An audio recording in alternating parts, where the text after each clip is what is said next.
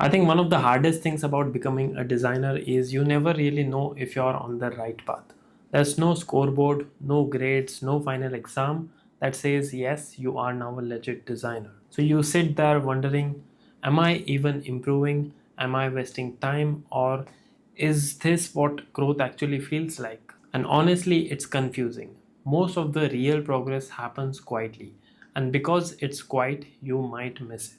But looking back at my own journey from a beginner constantly doubting himself to becoming a full time designer, I realized there are signs, subtle signs that you are actually growing. You may not be getting thousands of likes, you may not have landed your dream job yet, but deep inside, something is shifting. So, if you have been feeling stuck or unsure, I want you to listen closely. Here are 6 signs you are actually growing as a designer, and if even one of them sounds like you, keep going. Let's start. Sign number 1, you are curious plus hands on. I think this is where it all really starts. You are not just watching tutorials because you feel guilty for not learning. You are watching because you are genuinely interested. You want to know how that layout works. You want to understand why this font pairing feels right. And most importantly, you are not just watching, you are opening up Figma and actually trying it. You are rebuilding stuff from scratch. You are curious. It's not just what tool should I learn, it's how does this actually work in real project. You are experimenting, you are making mistakes, you are googling things every 10 minutes, and even if it feels messy, that's exactly what growth looks like. Because watching is easy, but showing up to actually try, that's a huge shift. Sign number 2, you don't take feedback personally anymore. Let's be honest, the first time someone critiques your work, it stinks. You feel exposed, maybe even a little offended. I remember early on, anytime someone gave me feedback, I would immediately go into panic mode. Like, oh no, they didn't like it, or worse, maybe I'm just bad at this.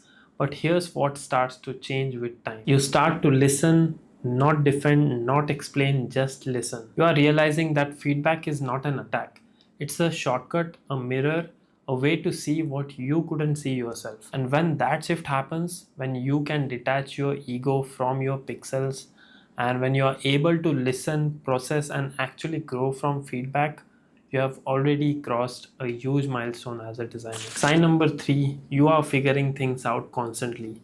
You have become someone who is always thinking about how to grow, like how can I get better? Can I freelance on the side? Should I rebuild my portfolio? What if I cold message 10 founders today? It's not that you have all the answers, but you have started asking the right questions. You have got this low key hunger, this quiet fire to figure things out, whether it's learning faster, landing gigs, or building a personal brand. You're not just consuming random content, you're building paths. Even if they are little, all over the place, you are moving. And that energy, that hunger, that's the difference between someone learning design and someone becoming a designer. Sign number 4, you show up on the bad days too. This one's personal and the most important, and the one no one talks about enough. There are days when everything feels off. Client feedback rattles you, the design looks like trash, imposter syndrome creeps in, you feel slow, you feel behind, you see someone else post a clean case study and think, I'll never get there. But despite all of that, you still show up. Maybe you don't design for 5 hours. Maybe you just tweak one section or open a Figma file and stare at it. But you don't quit. That consistency, especially on the bad days, that's what builds skill. That's what builds identity. Design is not something you do, it becomes who you are. Sign number 5, you are adapting to AI and new tools. Let's be real, AI isn't the future anymore, it's now. Look, we are in a weird time. Every week there's a new AI tool that claims to replace designers, and I get it. It's overwhelming. And instead of fearing it, you have started exploring it, how to use it to generate layout ideas, write better UX copy, seeing how you can speed up boring parts of your workflow. That means you are adapting. You're not stuck in fear, you are exploring because you know tools will change, but your mindset can stay adaptable. And if you're actively trying to integrate new tech, optimize your workflow, stay curious instead of scared, you are way ahead of most. That's growth. Sign number 6, you have stopped chasing perfection and started sharing. This one's big. You know that loop where you design something, but you are like not ready yet. So you keep tweaking, keep overthinking, and a week later, it's still sitting in your drafts. At some point, you stop doing that. You start hitting publish even when it's not perfect, even when you are nervous, even when you think this could be better. You still post it.